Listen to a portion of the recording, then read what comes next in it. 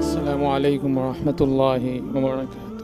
বিসমিল্লাহির রহমানির রহিম। আলহামদুলিল্লাহ ওয়াসসালাতু ওয়াসসালামু আলা মান লা নাবিয়্যা বা'দা ওয়া আলা আলিহি ওয়া আসহাবিহি ওয়া মান তাবি'আহুম বিইহসানিন ইলা ইয়াউমিদ্দিন, আম্মা বা'দ। আলহামদুলিল্লাহ, মহান রবের শুকরিয়া আদায় করছি এবং আজকে আইএফএ কনসালটেন্সি এবং এমএসি কর্তৃক যৌথ আয়োজিত ন্যাশনাল জাকাত কনফারেন্স 2025 যারা উপস্থিত হয়েছি তাদের সকলকে আমাদের পক্ষ থেকে আন্তরিক অভিনন্দন এবং স্বাগতম জানাচ্ছি। আজকের আয়োজন আলহামদুলিল্লাহ আইএফএ কনসালটেন্সির দীর্ঘ 7 বছর প্রতি বছর তারা যে জাকাত কনফারেন্স জাকাত কর্মশালা করে আসছে, আজকের এই আয়োজন সেই ধারাবাহিকতা 8ম জাকাত কর্মশালা জাকাত কনফারেন্স অনুষ্ঠিত হতে যাচ্ছে আলহামদুলিল্লাহ। আমরা সকলেই জানি যে ইসলামী অর্থনীতির অন্যতম সৌন্দর্য হলো এই জাকাত। বর্তমান অর্থনীতি দুনিয়ায় ইকুইটেবল ডিস্ট্রিবিউশন অফ ওয়েলথ অর্থাৎ সম্পদের সুষম বন্টন ব্যবস্থা, এটি সবচেয়ে বড় মাথাব্যথার কারণ। অথচ এই জাকাতে রয়েছে এর সঠিক সমাধান। শুধু কি তাই, হার্ড কোর পভার্টি বা চরম দারিদ্রতা নিরসনের যে গবেষণা বা বিভিন্ন উপায় পদ্ধতির কথা বলা হয়,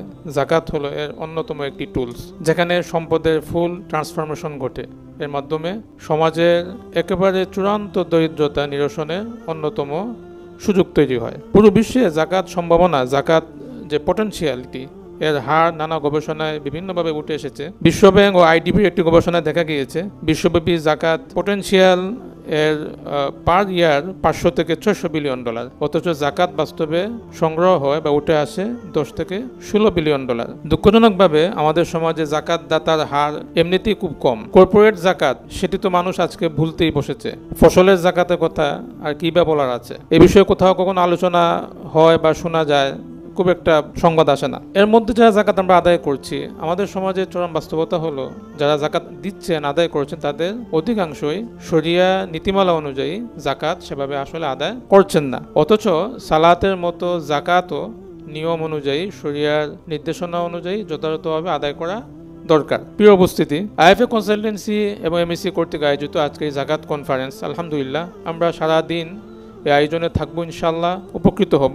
আইএফএ কনসালটেন্সি দেশের শীর্ষ ও প্রথম শরিয়া কনসালটেন্সি ফার্ম। মূল কার্যক্রম সূচনা হয় 2005-এর শেষের দিকে। আলহামদুলিল্লাহ আমি এবং মুফতি ইউসুফ সুলতান ভাই আমরা দুজন শুরু করি এবং আজকে আমাদের সাথে 10-এর অধিক মুফতি তরুণ উলামায়ে কেরাম তারা যুক্ত আছেন। ইসলামী অর্থনীতির উপর 6 মাস ব্যাপী একটি সার্টিফাইড প্রশিক্ষণ কোর্সের মাধ্যমে এর যাত্রা শুরু হয়। এরপর ইসলামী অর্থনীতি ও ফাইন্যান্সের বিষয়ক নানা কোর্স নানা তাদরিব যুক্ত হয়।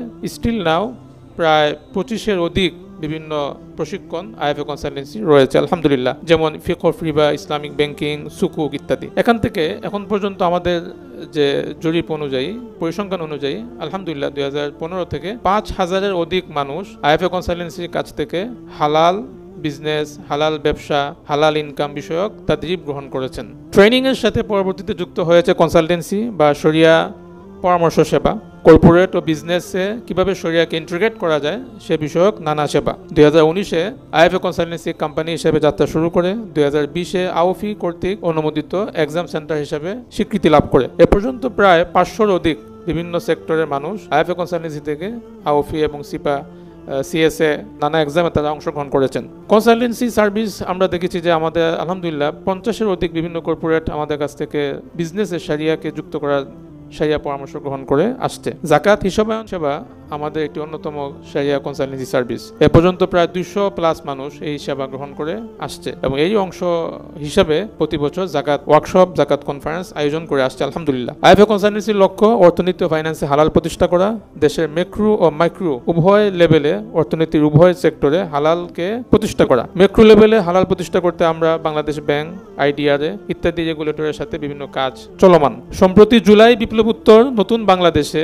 অর্থনীতিকে পুনরায় ঢেলে সাজানোর জন্য দেশের অন্যতম শরিয়া কনসালটেন্সি ফার্ম, ইসলামী অর্থনীতি গবেষণা সেন্টার, আইএফএ কনসালটেন্সি বিভিন্ন পলিসি ডকুমেন্টস তৈরি করেছে এবং সেগুলো বিভিন্ন জায়গায় সাবমিট করা হয়েছে। প্রিয় উপস্থিতি, আমাদের এই কর্মশালার মূল উদ্দেশ্য হলো ইসলামের অন্যতম রুকন যাকাতের সাথে আমাদের পরিচয় সম্পর্ককে আরও নিবিড়ভাবে গড়ে তোলা, দেশের আর্থসামাজিক উন্নয়নে ভূমিকা সৃষ্টি করা, যাকাতের মতো একটি খালেস ইবাদতকে সঠিকভাবে বৃহৎ পরিসরে প্রতিষ্ঠা করা, সর্বোপরি দেশের অর্থনীতিতে যাকাতকে আরও বেশি প্রাসঙ্গিক করে তোলা। আমরা যেভাবে এই কর্মশালা থেকে উপকৃত হব, আমরা আজকে আলোচনায় যেহেতু আমরা একটি সময় আমরা ইনভেস্ট করতে যাচ্ছি, আমরা চেষ্টা করব আমাদের মনোযোগ আমাদের আলোচনার দিকে পুরোপুরি রাখা এবং যে কোনো প্রশ্ন বা সংশয় থাকলে সেটি নিয়ম অনুযায়ী যেভাবে ঘোষণা করা হবে সেভাবে আমরা আমাদের আলোচকদের কাছে আমরা পেশ করবো, প্যানেল ডিসকাশন হবে, সেখান থেকে আমরা উত্তরগুলো জেনে নেওয়ার চেষ্টা করব। আমরা আমাদের কর্মশালাগুলোতে যেমনটি করে থাকি অন্যান্য বছর, এবারও আমরা সেই বিষয়গুলো আমরা অনুসরণ করব। অর্থাৎ আমরা মূলত যাকাতে মাসালার ক্ষেত্রে রেফারেন্স হিসাবে আন্তর্জাতিক শরিয়া মানদণ্ড, বাহরাইন, আওফি,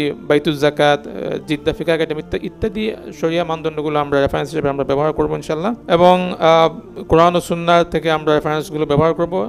আমাদের দেশের প্রচলিত ফিকহ আমরা সামনে রাখবো ইনশাল্লাহ। যেসব বিষয়ে মতভেদ আছে সেসব বিষয়ে আমরা চেষ্টা করি যে দরিদ্র যারা আছে তাদের উপকার এবং যারা বিত্তবান যাকাতদাতা তাদেরও যেন অধিক বুঝা তৈরি না হয়, এই দুটো জায়গায় ব্যালেন্স তৈরি করে আমরা মতভেদপূর্ণ মাসালা সমাধান দেওয়ার চেষ্টা করব আমাদের সালাফকে অনুসরণ করে ইনশাআল্লাহ। শেষ করছি এই প্রত্যাশা এবং দোয়া রেখে যে আল্লাহ সুবহানাহু ওয়া তাআলা আমাদের আজকে এই আয়োজনকে অনেক অনেক বেশি উপকারী বানিয়ে দিন। যারা আমাদের সাথে যুক্ত আছেন, বিভিন্নভাবে সহযোগিতায় আছেন, এখনো করে যাচ্ছেন, সকলের প্রতি আন্তরিক কৃতজ্ঞতা রইল। জাযাকুমুল্লাহু খাইরান।